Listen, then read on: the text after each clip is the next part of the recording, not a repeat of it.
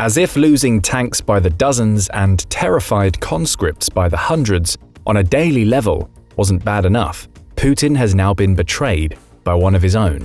And you won't believe this guy's getaway story and what he revealed about the maniacal Russian dictator. Here's the thing. When you're fighting a war, information is everything. The more you know, the more effective you'll be on the battlefield. And if you're looking for an edge over your enemy, the best intelligence often comes from the source you least expect. One such example hit global newsrooms just recently when a high-ranking defector from Vladimir Putin's inner circle decided enough was enough and escaped to the West. How did he do it? Why did he do it? And most importantly, what did he reveal about Putin the leader and the state of his forces in Ukraine? Join us today and find out. In mid-October 2022, Gleb Karakulov, a member of Putin's elite personal security service, concocted a daring plan. A graduate of Russia's Mezhaysky Military Space Academy, he had risen through the ranks of Russia's Federal Guard Service, becoming a captain and engineer in the Presidential Communications Directorate. Impressive technical skills rewarded Gleb with important jobs. Among them, he became responsible for arranging and providing secure encrypted communications to and from Putin's presidential and the Prime Minister's office on their foreign visits. This role exposed Gleb to a flood of classified information, as well as the routine and private affairs of Putin's inner circle.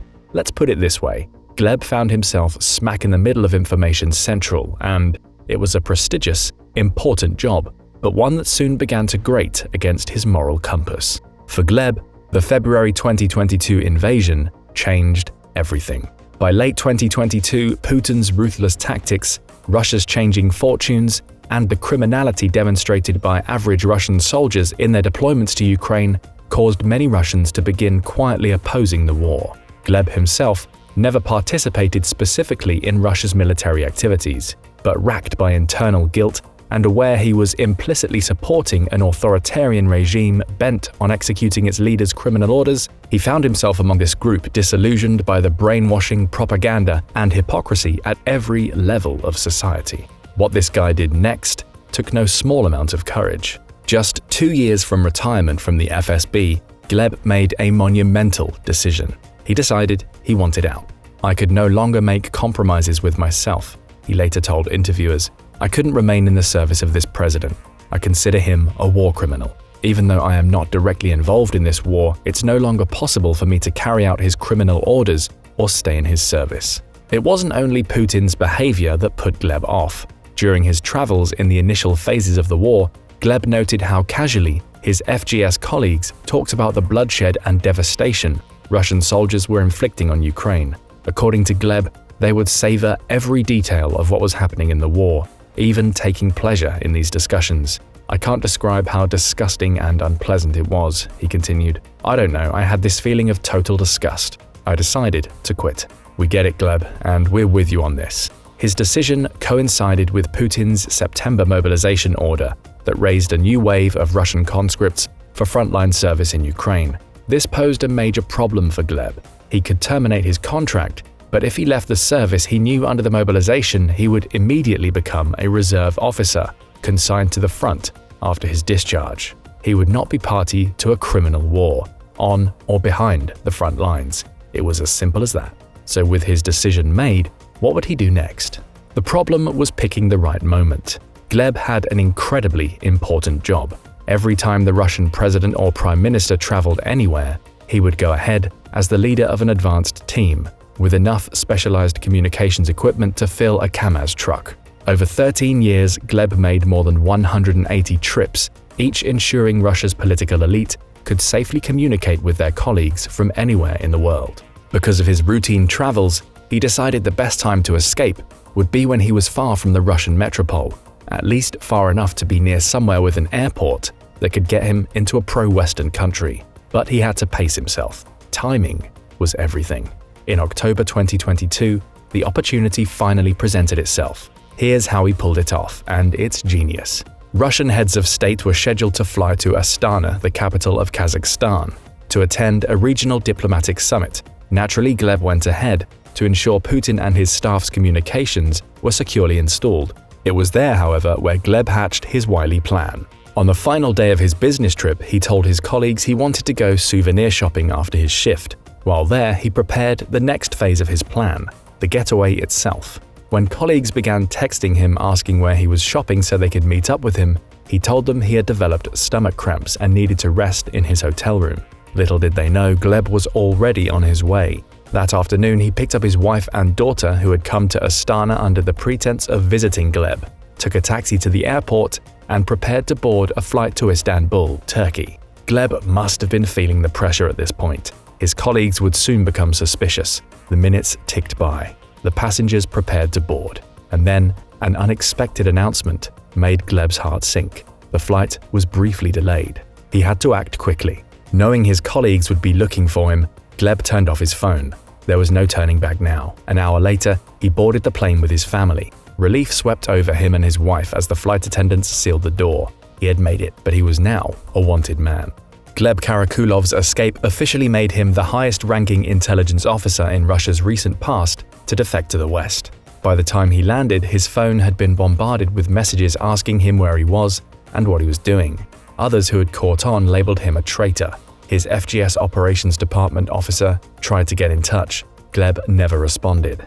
In Istanbul, Gleb and his family were met by Katya Hakim, a member of the Dossier Center, a London-based group funded by Russian opposition figure Mikhail Khodorkovsky. The Dossier Center transported Gleb to a secure flat in an undisclosed location and began to meet with him in person. He agreed to give an exclusive interview before going public. Gleb was clear on his rationale for giving such a high-profile interview so soon after his escape. Russia's illegal invasion and occupation of Ukraine has thus far divided Russian officials, politicians, and elites, but until now, few have had the courage or audacity to publicly condemn Putin's actions. Gleb told his interviewers he wanted to speak out to express his opposition to the war in Ukraine. Above all, he wanted to tell his Federal Guard colleagues and all Russian citizens to do something, that they should not believe the war has anything to do with Ukrainian aggression. So what did Gleb say? Ironically, the biggest and most oft-repeated observation from the interview came as the least surprising. Since the start of the war in Ukraine, Putin's paranoia has gone into overdrive. Putin is pathologically afraid for his life. He spends most of his time at his residences, reinforced safe houses the media has aptly labeled bunkers. This is hardly shocking. Self-preservation is priority number one in every dictator's handbook. But Putin seems to take it to another level, leading an isolated, cocooned existence cut off from reality. Putin does not use a mobile phone. At least, Gleb had never once seen him with one in all his years of service. And why would he? Mobile phones can be hacked, bugged, or compromised, an unnecessary security risk for heads of state. Gleb said that contrary to Putin, whenever the Russian Prime Minister goes on business trips, a senior aide in charge of internet access will accompany them, using a laptop with secure access to look things up as necessary. Putin requires nothing of the sort. What's the point of the internet for Putin? Gleb remarked. He only receives information from his closest circle, which means that he lives in an information vacuum. This is worth exploring more. In his self-incurred isolation, the Russian president essentially gets his information from three sources. 1. His inner circle. Yes men who tell him everything he wants to hear. 2. Authorized reports from his military intelligence and security services. And 3. Yes, you guessed it, Russian propaganda. Putin insists on having a Russian TV everywhere he goes, and this is significant. He loves watching his own sensationalized propaganda espoused by raging pundits who exaggerate the nobility of Putin's war and minimize its global repercussions.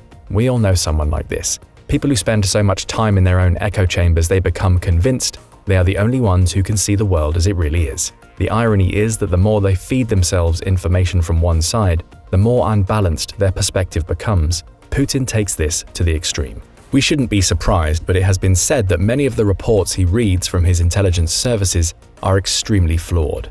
Allegedly, an FGS report issued before the war claimed the Ukrainian people would greet Russian troops as liberators. Something we now know turned out to be completely false, but this report was apparently a key factor in Putin's decision to invade to begin with, a misguided venture that has resulted in the deaths of hundreds of thousands of people with no end in sight. Putin's paranoia manifests itself in other ways too. According to Gleb, Putin is so self-isolating he continues to observe strict quarantine procedures, interweaving peak pandemic COVID precautions into his own personal security routine. We have to observe strict quarantine for 2 weeks before any event, even those lasting 15 to 20 minutes, Gleb said. There is a pool of employees who have been cleared, who underwent 2-week quarantine. They are considered clean and can work in the same room as Putin. When asked whether the staff questioned these measures, Gleb responded that everyone was a little perplexed as to why this is still going on, because everyone has been forced to get vaccinated. Everyone undergoes health screenings, monitors their health, and takes regular tests. I know that all of the president's aides take PCR tests several times a day. I have no idea why. He's probably just worried about his health. Perhaps Putin isn't wrong to be overly cautious. With millions of people who would gladly take his life, given the chance, there may be a method to his madness. But this is just the tip of the iceberg. Putin's paranoia manifests itself not only in his behavior and his relationships, but in the places he occupies and the vehicles that move him from one place to the next. Having had to install encrypted communications on a range of non-stationary facilities ranging from planes, helicopters, trains, and yachts, Gleb noted that Putin has contingency plans in place for almost every conceivable situation. One of Putin's preferred modes of transport of late is a specialized armored train, which Gleb noted appeared on his FGS schedule sometime between 2014 and 2015. The train is unremarkable at first glance, bearing the same appearance as an ordinary train, the same as all the other Russian railway trains, he said, grey with a red stripe. The front of Putin's train is what distinguishes it from any other. Its 2-engine cars constitute the main armored element, bulkier and beefier than traditional engines. These contain encrypted communication systems and armored plating. Putin frequently uses the train for travel, but it enables him to hide in plain sight. Planes show up on certain services and networks, whereas a train, how many of these grey trains are there? Most importantly, they cannot be tracked on any information resource. It's done for stealth purposes. Between August and September 2021, Putin began using his train far more regularly. The FGS guards had to be quarantined for 2 weeks prior to any journey. Putin's background as a KGB agent certainly informs his paranoia playbook. For example, he has a unique way of staving off eavesdroppers and bugs when he travels abroad. He takes a soundproof telephone booth with him everywhere he goes, ensuring he can speak with complete confidentiality. When asked about the booth, Gleb said it is bulky. It's a cube about 2.5 meters high. Inside there is a workstation and a telephone, which one can use to talk without fear of those conversations being overheard or read by foreign intelligence. On top of this, like any head of state, Putin has contingency plans in place in case an attempt is made on his life. Gleb said that on a visit to Kazakhstan, he and his team rigged up a communications array in a bunker under the Russian embassy as an added precaution. It's a kind of paranoia. You are on another state's soil, Gleb observed, questioning Putin's motives. The state is the summit's convener, providing all the security. The embassy territory itself is also guarded. Another precaution to ensure the president can be whisked to a safe location in a flash. Were a nuclear exchange ever to take place, Putin would likely take shelter in his airborne bunker, a modified 4-engined Ilyushin Il-86 jetliner known as the Flying Kremlin, or more colloquially, Putin's doomsday plane. The aircraft was designed during the Cold War to protect Russian leadership in a worst-case scenario. With in-air refueling capabilities, no external windows save those in the cockpit, and a modified radome, with a special communications array protruding from its fuselage, Putin's secure aerial command post is designed to withstand extreme weather and electromagnetic and nuclear blasts. The United States also has a 4-plane fleet of similar aircraft, most notably a modified Boeing 747 known as the E-4B Night Watch, kept fueled and ready for any situation. One of the most interesting observations was how Putin likes to make it look like he is more active than he really is. Ever since the war began, the Russian president has spent more and more time locked away in his secure residences in St. Petersburg, Sochi, or Novgorod. Interestingly, each of his offices in these locations is designed to be identical, so that Putin can appear to be in one place, but really work from another. There were times when I know he was in Sochi. The TV is on in the background, the news is on, and they show him conducting a meeting in Novo Ogariovo. So I asked a colleague in Sochi, has he left already? No, he says, he's still here. The guy used to joke that when Putin was in Sochi, they would deliberately pretend that he was leaving. They would bring a plane, a motorcade would set off, while in actual fact, he would stay in Sochi. I mean, the guys would talk about it, almost laughing. This is a ruse to confuse foreign intelligence in the first place, and secondly to prevent any attempts on his life. Speaking of Putin being active or not, with all the rumors about his health decreasing over the past few years, you may be wondering about his physical shape. Here's the scoop. One of the informant's most surprising revelations has to do with Putin's physical fitness. Many have long suspected that Putin has been in bad shape. Videos showing the Russian president's unnatural arm and leg twitching and alarming facial expressions fuel the fire of speculation. Some believe he has early-onset Parkinson's disease. Others posit it as blood cancer, but Gleb cast doubts on these claims. I can tell you that I went on many business trips with him, and he went on many trips before 2020. After that, he stayed in his bunker and maybe made just 1, maximum 3 business trips a year.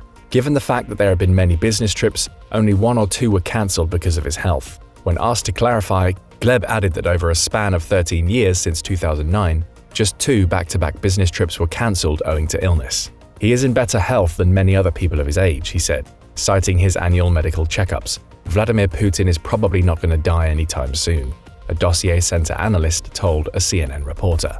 Gleb spoke to Putin's work ethic. He is a hard worker, sometimes working until 2 or 3 a.m. on business trips and holding meetings abroad in the middle of the night to coincide with daytime hours in Moscow.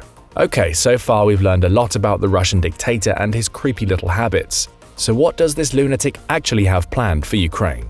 Gleb confessed that while he believed Putin would do something in Ukraine, he never believed it would evolve into a full-scale war. To him, something happened.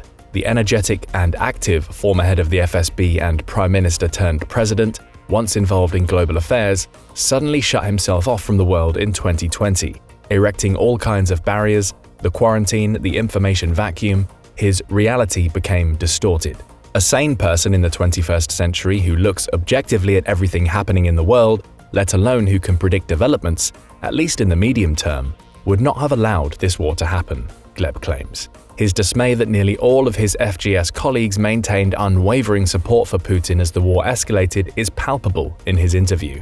To him, average Russians will struggle to separate fact from fiction as long as they stay glued to their Russian state TVs. His own wife, he said, would never have understood how information was distorted had he not told her how different things were in reality. I don't want to think about it, but if I hadn't been an officer in the FGS, I'm horrified to admit that I might have been a Z-Patriot or whatever they're called, because I'd be watching TV. The excessive spending to preserve one man's lavish lifestyle, private luxury getaways for oligarchs and friends of Putin's, the chronic misuse of Russian taxpayer money, it all started to get to Gleb.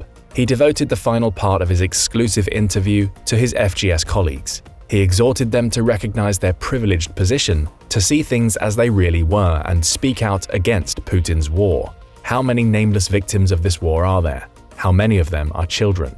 How many more such victims are required before you stop putting up with it? What is happening now in Ukraine, all this destruction, this war of aggression, terrorism, and genocide of all Ukrainian people, all this is a criminal offense. Our president has become a war criminal. You have to stop following these criminal orders. But the most important motive for him remains his family. I consider it my goal that my child does not know these horrors of war, so that the state, which interferes in every possible way in the upbringing of children, does not touch her, so that she can grow up in a calm environment and will be able to grow up as a person and realize herself. It is a dignified, noble, and honorable cause. We hope that in time Gleb's decision to defect will be vindicated in Ukraine's assured sovereignty and the end of Putin's war as we know it. But what do you think? Will Putin's madness eventually cause him to self-destruct, or will it continue to aid him in his maniacal conquering plans? Let us know in the comments, and don't forget to subscribe for more military analysis from military experts.